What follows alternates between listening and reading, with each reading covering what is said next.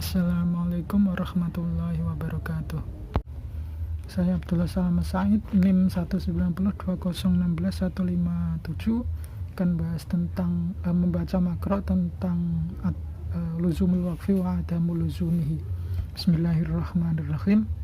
Hadhihi adillatul qailina bi luzumil waqfi wal qaili bi adami luzumihi wa bin nadhari fi hadhil adillati yatabayyanu rujhanu adillatil qailina bi luzumil waqfi li salamati adillatihim wa quwwatiha wa du'fi adillatil qaili bi adami luzumi wa dhalika li anna al hadits al awwala alladhi jaa fihi la habsa an faraidillahi mad'unun fi ba'di ruwatihi fala yuslahu lil istidlali bihi wa ala fardi solahiyatihi lil istidlali bihi fa innahu la yadullu ala jawazil qaili bi adami luzumihi li'anna al murada bil habsi fihi man'ul mali 'anil warithi ba'da nuzuli ayatil mirathi halaman 461. Saya akan membahas lafziyahnya dulu. Contoh dari tarkib ismiyah yang ada di sini adalah hadhihi adillatul qailina.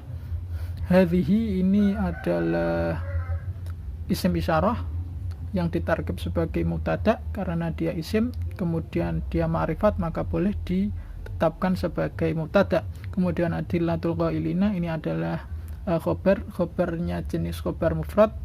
Dia tarkib idhofi, adillatu menjadi mudhaf dan al-qailina dia menjadi mudhaf ilaih, keduanya digabung kemudian dia menjadi jumlah ismiyah karena mubtada dan khabar. Kemudian untuk contoh jumlah fi'liyah ada yatabayyanu rujhanu adillatil qailina. Yatabayyanu di sini menjadi fi'il mudhari yang shahih akhir karena tidak bertemu dengan huruf ilat, terlihat dengan domah di akhirnya. Kemudian rujhanu menjadi fa'il dari yatabayyanu karena fi'il membutuhkan fa'il. Kemudian dia tarkibnya adalah tarkib idhofi, rujhanu menjadi mudhaf, adillatil qailina menjadi mudhaf ilaih dari rujhani. Kemudian makna dari makro ini adalah bahwa dalil yang dipakai oleh jumhurul ulama ini lebih kuat daripada dalil yang dipakai oleh Abu Hanifah. Jumhurul ulama mengatakan bahwa wakaf yang sudah diberikan sudah sah, tidak boleh ditarik kembali, sedangkan Abu Hanifah mengatakan bahwa boleh ditarik kembali selama dia masih hidup.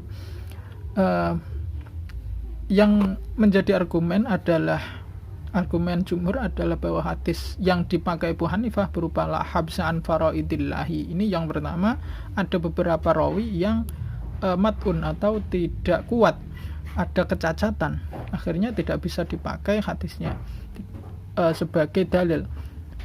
Kemudian kalaupun umpama hadis tersebut memang sahih atau setidaknya hasan bisa dipakai sebagai dalil,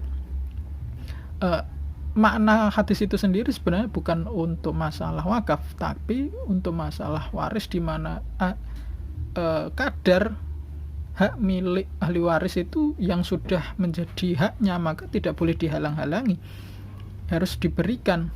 Kadar faraid, kadar yang sudah jelas ditentukan itu ya harus diberikan. Itu makna dari hadis ini. Kemudian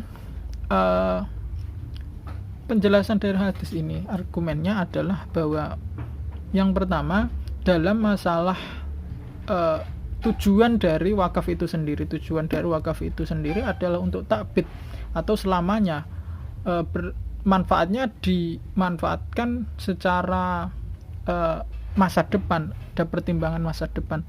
Karena itulah beberapa ulama Syafi'iyah mencantumkan syarat takbid atau selamanya harus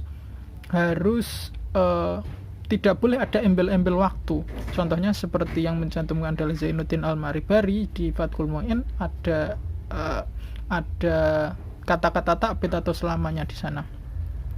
Kemudian tujuan dari taqarrub ilallah itu sendiri ada seperti Taqiyuddin Ad-Dimashqi dalam Kifayatul Akhyar mencantumkan taqarruban ilallah, bahwa taqarrub atau untuk mencari pahala ini sempurnanya adalah dengan melepaskan ini secara keseluruhan. Karena itulah tidak boleh diberikan waktu, juga tidak boleh ditarik kembali. Kemudian Zainuddin Al-Malibari juga pernah menjelaskan dalam Fathul Mu'in bahwa Abu Yusuf pernah berstatement bahwa hadis la tuba wala turathu wala tuhabu. Jika Abu Hanifah mengetahui ada hadis ini, pasti dia juga akan menarik statementnya bahwa wakaf itu boleh dijual atau diberikan, ditransaksikan kembali. Tapi karena Abu Hanifah mungkin tidak mengetahui tentang hadis ini, akhirnya beliau masih membolehkan transaksi mauquf yang setelah diberikan.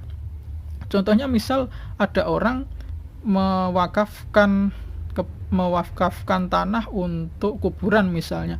Jika wakaf itu boleh ditarik, misalnya ternyata sudah ada orang yang dikubur di sana, jika mau ditarik kembali, ini akan menyulitkan orang yang sudah dikubur di sana, atau katakanlah ahli waris yang berhak atas tanah tersebut. Jika ternyata wakafnya itu boleh ditarik, maka orang-orang yang sudah dikuburkan atau misal bangunan yang sudah dibangun di atas misal masjid atau bangunan apapun itu ditarik kembali, maka akan menyulitkan orang yang sudah kelompok atau orang yang sudah membangun di atas tanah tersebut. Itu saja dari saya. Maaf jika ada kekurangan atau kesalahan. Assalamualaikum warahmatullahi wabarakatuh.